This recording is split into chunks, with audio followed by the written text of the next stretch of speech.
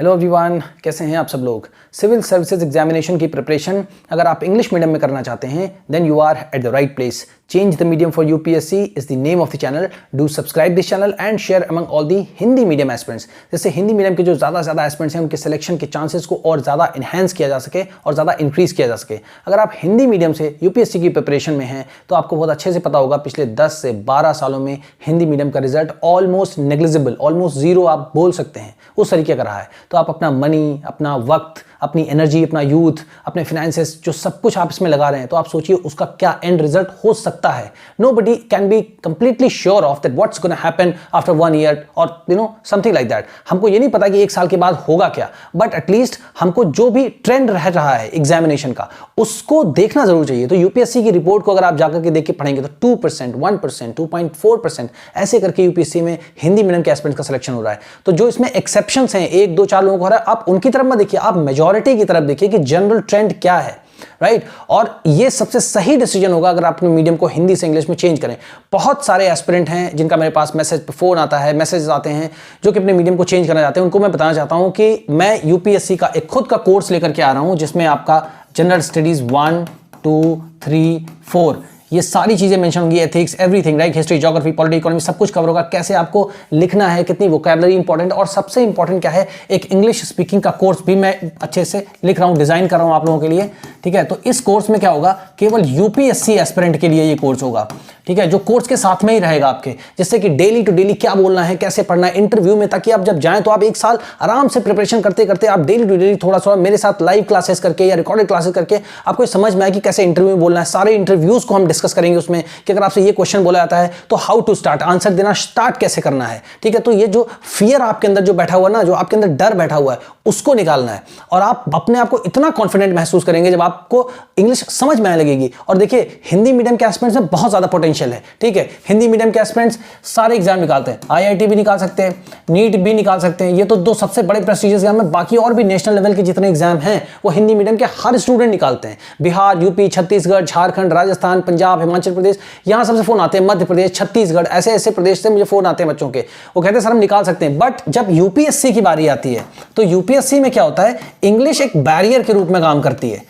इसी की वजह से आप लोग का सिलेक्शन नहीं हो पा रहा है। और सोचिए ये कोई पॉलिटिकल मुद्दा तो है नहीं कि सरकार इसको तुरंत बदल देगी। सीसेट के बारे में कितना ऊपर फिर भी क्वालिफाइंग कर दिया। अब सीसेट में क्या है, 80 क्वेश्चंस आते हैं, ठीक है। अब 80 क्वेश्चंस में से आपको करने कितने होते हैं, ऑलमोस्ट 27 या 28 क्वेश्चन मुझे लगता है, I am not sure about it, but हाँ इतने करने क्वालिफाइंग होता है ये। बट इतना हार्डली क्वालिफाइंग होता है ये कि आप सोचिए आरसी जो रीडिंग कॉम्प्रिहेंशन जिसको बोलते हैं, इंग्लिश के जो पैसेजेस आते हैं उनकी संख्या 30 या 25 या पहले 40 आती थी। तो सोचिए आधा पेपर तो यहीं से आता था, बट अगर कभी 40 भी पूछ लिया तो कोई क्या कर लेगा, राइट। और जो रीजनिंग और मैथ्स आती है वो भी इतनी इजी तो आती नहीं है, सबको मेहनत तो सभी को करनी पड़ती है। तो जब आपको बैलेंस्ड अप्रोच बनाकर चलेंगे, आप इंग्लिश मीडियम से करेंगे तो ये सारी चीजें आपके लिए हेडेक नहीं रहेंगी, आप कंफ्यूज नहीं रहेंगे, आपके माइंड में क्लैरिटी रहेगी, ऑलराइट। तो ये सारी चीजें, बाकी मैं इसके ऊपर एक स्ट्रेटेजी वीडियो डिटेल में लेकर के आऊंगा कि इंग्लिश मीडियम से जाने से क्या क्या फायदे हैं, और केवल फायदे ही फायदे हैं, ये आप जान के रखो, ठीक है ना। एट द एंड में आपको ये बता रहा हूं। तो चलिए स्टार्ट करते हैं कि कैसे हिंदी मीडियम से इंग्लिश मीडियम में शिफ्ट कर सकते हैं। सपोज आप हिंदी मीडियम के एस्पिरेंट हैं, for the first time you have open this NCERT. देखिए ये एनसीईआरटी मैं आपको दिखा देता हूं, और इंग्लिश मीडियम की ये एनसीईआरटी है, आप इसको अपने सामने खोल करके रख लें, राइट। ये आपकी एनसीईआरटी है, ये इसका नाम है, ये फर्स्ट चैप्टर है, ठीक है।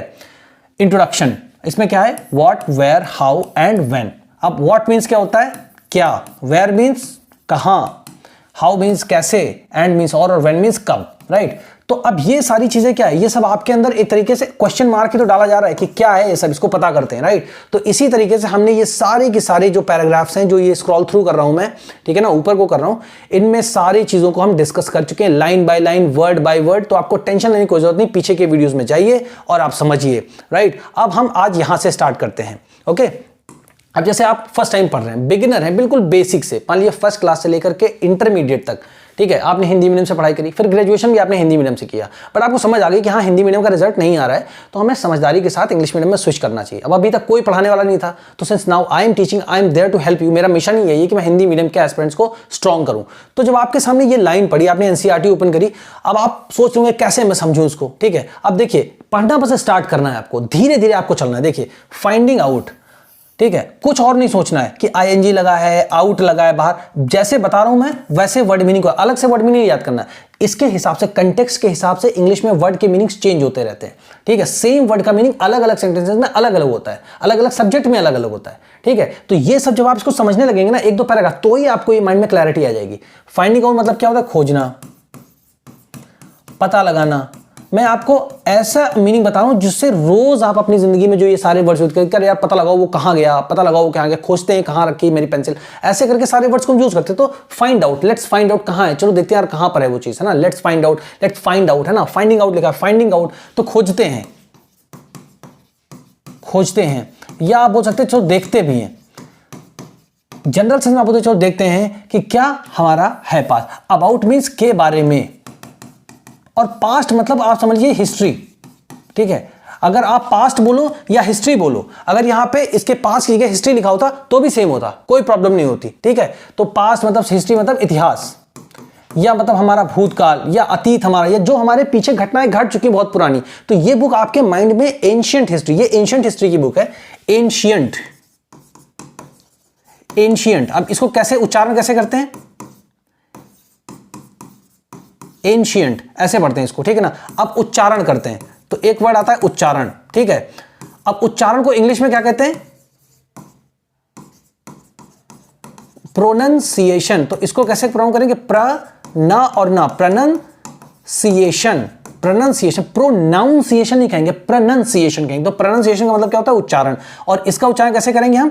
एंशियंट जो ये लिखा है, और इसका मतलब क्या होता है? प्राचीन।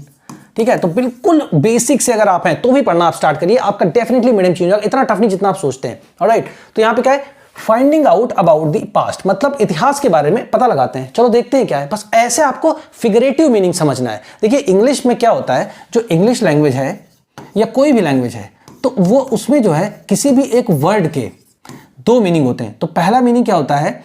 लिटरल मीनिंग होता है, एक LETERL, लिटरल मीनिंग, जिसको हिंदी में बोलते हैं शाब्दिक अर्थ। और दूसरा होता है फिगरेटिव मीनिंग। फिगरेटिव मीनिंग इसको बोलते हैं लाक्षणिक अर्थ। लाक्षणिक मतलब क्या होता है? सेंस आप अपना डेवलप करिए बेसिकली, कि जैसे मान लीजिए हमें फीवर है तो उसके लक्षण क्या हैं? हमारी बॉडी का टेम्परेचर अप हो जाता है, गर्म हो जाती है बॉडी में, है ना। तो ये एक उसका फीचर है, लक्षण ही तो है ना, उसका सिम्टम ही तो है।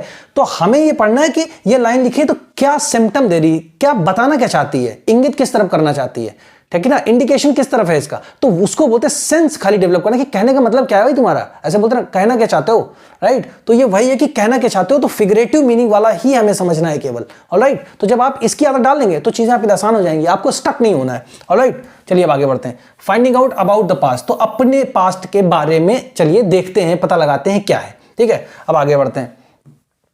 There are several ways, ways मतलब क्या होता है? तरीके। ठीक है, सेवरल मतलब एक से ज्यादा, इसका मतलब कई, और आर मतलब है, और देयर हम ऐसे ही लगा देते हैं। बस अभी आप ऐसा समझो, फिर मैं आपको जब इसकी क्लास कराऊंगा एग्जाम तो मैं बताऊंगा देयर क्यों लगाते हैं, ठीक है ना। या किसी भी चीज की एग्जिस्टेंस, मतलब कोई भी चीज अगर अस्तित्व में है तो उसको शो करने के लिए सेंटेंस को देयर से स्टार्ट करते हैं। आप ऐसे समझ लो एकदम जनरल सेंस में, ठीक है ना। देयर आर सेवरल वेज, देखिए बहुत सारे तरीके हैं। अब इसमें देयर का कोई मीनिंग नहीं आ रहा है, बहुत सारे तरीके हैं। अब किस चीज के तरीके हैं? ऑफ फाइंडिंग आउट, ढूंढने के या खोजने के, पता लगाने के। अबाउट मीन्स के बारे में, किस चीज के बारे में पता लगाने के? दी पास्ट, जो हमारा इतिहास है उसके बारे में पता लगाने के लिए हमारे पास बहुत सारे तरीके हैं। अब कैसे बढ़ सकते? There are several ways of finding out about our past, there are several ways. अब ऐसे कुछ सेंटेंस को याद कर लीजिए। जैसे मैं आपसे पूछूं कि ये बताओ, अच्छा इंग्लिश बोलने के कितने तरीके, तो आप बोल सकते sir there are several ways of, अब ऑफ के बाद आप लगा देंगे ऑफ इंग्लिश स्पीकिंग, बस। There are several ways of English speaking, English बोलने के कई तरीके हैं, ठीक है ना। यूपीएससी निकालने के यार कौन से तरीके हैं, तो आप बोल सकते हो there are several ways of, उसके बाद ऐड कर देंगे क्रैकिंग यूपीएससी, राइट। तो कई तरीके हैं, हर काम करने के कई तरीके। तो ऐसे सेंटेंस को आप लिख लो, there are several ways of, और उसके बाद आप लिख लो कि प्रिपेयरिंग फॉर यूपीएससी। बहुत लोग कैसे पढ़ते हैं? ऑनलाइन पढ़ते हैं, बहुत लोग ऑफलाइन पढ़ते हैं, बहुत लोग कंप्यूटर में नोट्स बनाते हैं, बहुत लोग हैंड रिटन नोट्स बनाते हैं। तो कई तरीके हैं, है ना। बहुत लोग सिनॉप्सिस बनाते हैं, बहुत लोग जो है दूसरे के नोट्स लेते हैं उससे पढ़ते हैं। कई तरीके हैं पढ़ने के। तो ऐसे सेंटेंस जो आप लिख लेंगे, बार बार यही सारे सेंटेंसेस रिपीट होंगे इसमें, तो आपकी अंडरस्टैंडिंग इंक्रीज होगी। ऑलराइट, सो यहां तक हम समझ गए। ऑलराइट, आगे बढ़ते हैं। 1:2, 1 मतलब एक तो तरीका ये है, अब जैसे यहां लिखा ना 1:2 सर्च फॉर, एक तो तरीका ये है कि सर्च फॉर, अब जो ये सर्च फॉर ना एक साथ आता है 1:2, अब इसका देखिए यहां पे लिखिए, यहां पे इसका सेंस देखिए 1:2, एक तो है कि, एक तो है कि, अब देखिए यहां पे कुछ ऐसा नहीं लिखा, बट इंग्लिश में जब ये चीजें आप जानेंगे तो आपकी अंडरस्टैंडिंग इंप्रूव होगी। जब आप लिखेंगे 1:2, अब इसका मतलब क्या है भाई, देखो एक तरीका तो ये है, तो क्या तरीका है, ढूंढने का, 1 is to search for, तो ऐसे लिखेंगे टू सर्च फॉर एक साथ, 1 is to search for, एक तरीका तो ये है कि ढूंढो, तो सर्च मतलब क्या होता है, खोजना, ढूंढना, पता लगाना, 1 is to search for and read books, एक तो क्या होता है कि भाई कोई चीज को ढूंढो या किताबें पढ़ो, रीड बुक्स, किताबों को पढ़ो, that were written long ago, अब दैट वर यहां पे देखिए क्या लिखा है, वर, अब यहां पे लिखा है बुक्स, एक से ज्यादा है इसलिए लिखा है वर, अब इसका प्रोनाउंसिएशन कैसे होगा, वर, ठीक है ना, इसको वेयर नहीं पढ़ेंगे ऐसे करके, ठीक है ना। अब इसका मतलब क्या होता है, लिखी गई थी, क्योंकि जो हमारी बुक्स हैं उनको हम फेमिनिन मानते हैं एक तरीके से, तो लिखी गई थी, है ना, तो read books that were, that means जो दैट वर रिटन, तो रिटन मतलब लिखी गई थी। अब आप इसको इंग्लिश में ऐसे लिखिए, वर रिटन, ये आपकी ऐसे ग्रामर आप पढ़ो ना, आपको समझ, आपको वर्ड मीनिंग के फॉर्म में मैं आपको पढ़ा रहा हूं, लिखी गई थी, बस ये हो गया वर रिटन। अब यहां पे लिखा लॉन्ग एगो, तो लॉन्ग एगो मतलब बहुत पहले, मैं इतनी इजी कर दूंगा इंग्लिश आपके लिए ना कि आप लोग को लगेगा हाँ मुझे समझ में आ रहा है, बस आपको अब कोई ग्रामर की जरूरत नहीं है, जब आपको समझ में आ रहा है आप आगे बढ़ते जाओ ना, है ना, ऐसे करना है आपको, ठीक है। These are called manuscript, अब these are called manuscript, अब देखिए these मतलब क्या है, बुक्स लिखा हुआ है ना, एक से ज्यादा है ना, तो इसलिए these लगा है इसके लिए यहाँ पे, तो these are called manuscript, जिनको पांडुलिपियां कहा जाता था, ठीक है। अब ये जो मेन्यू वर्ड है ना, इसका मतलब क्या होता है, इसका मतलब होता है हैंड, देखिए यहां पर लिखा हुआ है, ठीक है, आगे एक्सप्लेन भी करते हैं क्योंकि 6th क्लास के बच्चे के लिए लिखी गई ना, तो चीजों को एक्सप्लेन करते चलते हैं एनसीईआरटी में। दीज आर कॉल्ड मैन्युस्क्रिप्ट, जिनको मैन्युस्क्रिप्ट को मैन्युस्क्रिप्ट की तरह ही आप याद करो। अब जैसे मैन्युस्क्रिप्ट क्या है, ये देखिए आपके सामने इसका फिगर बना हुआ है, आप देख लीजिए, ये मैन्युस्क्रिप्ट है। अब आपको जब सामने दिख गया, चित्र भी दिख गया और इसका नाम भी दिख गया, अब आपको हिंदी इसकी जानने की जरूरत ही नहीं पड़नी चाहिए, हालांकि मैं आपको बता देता हूं, ठीक है ना।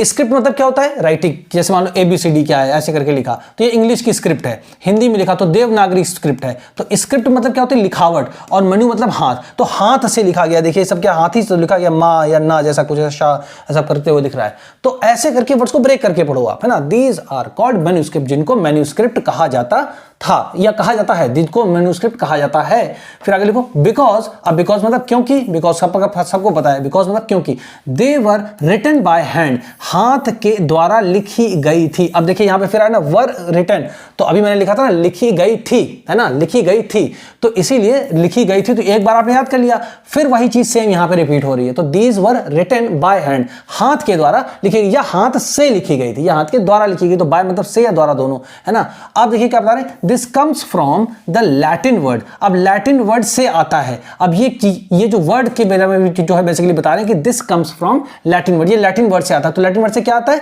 मनु, मनु जो है लैटिन वर्ड है, जिसका मीनिंग क्या होता है, अर्थ क्या होता है, हैंड, जिसका अर्थ हाथ होता है। ऐसे करके आप सिंपल चीजों को पढ़िए, फिर आप देखिए चीजें आपको कैसे समझ में आती हैं, ऑलराइट, आ रही है ना समझ में।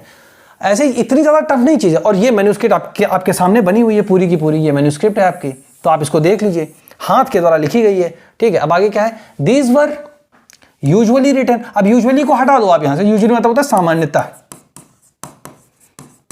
सामान्यता या आम तौर पर, ठीक है, कुछ भी होता है यूजुअली।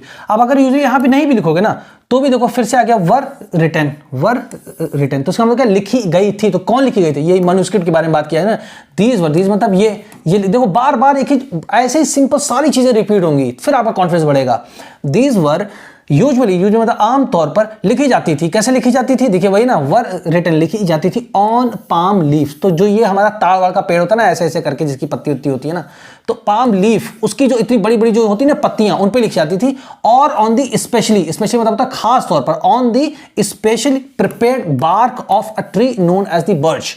अब जैसे ये मान लो कि ये मतलब कोई पेड़ है, अब इसके ऊपर की जो खाल होती है ना, मतलब निकाल लेते हैं जिसको ऐसे ऐसे करके पेड़ की, वो ठीक है ना, उसको बोलते हैं prepared on the bark of a tree known as the birch. तो बार्क ट्री जो होता है ना, जो बार्क ऑफ अ ट्री, तो जो छाल होती है ना, जिसको बर्च बोलते हैं, इसको बर्च बोलते हैं, जो छाल इसको बोलते हैं birch, which grows in the Himalayas. अब उगना, ग्रोज मतलब क्या है, उगती, यहां पे उगती है कहां पे, हिमालय पे उगती हैं, तो वहां से इसको निकाल करके उसकी पत्तियों को काट करके उसी पर ये लिखा जाता था। अब देखिए यहां पर लिखा भी हुआ है इसके बारे में, a page from a palm leaf manuscript. Palm leaf, जो पाम लीफ जो मतलब पाम ट्री है उसकी लीफ मतलब पत्ती जो है, ठीक है ना, उसकी ये मैन्यूस्क्रिप्ट है। मैन्यू मतलब क्या होता है, हाथ से, और स्क्रिप्ट मतलब लिखावट, हाथ से लिखावट है उसके ऊपर, उसका एक पेज है ये, ठीक है। अब उसमें क्या लिखा है, दिस मैन्यूस्क्रिप्ट मतलब ये जो हाथ से लिखी गई लिपि है इसके ऊपर, वॉज रिटन, वॉज। अब देखिए मैन्यूस्क्रिप्ट्स होता है, यहां पे एस लग जाता तो वर हो जाता है यहां पे, ठीक है ना, बट यहां पे एस नहीं लगा है तो वॉज, वॉज मतलब था या थी या थे,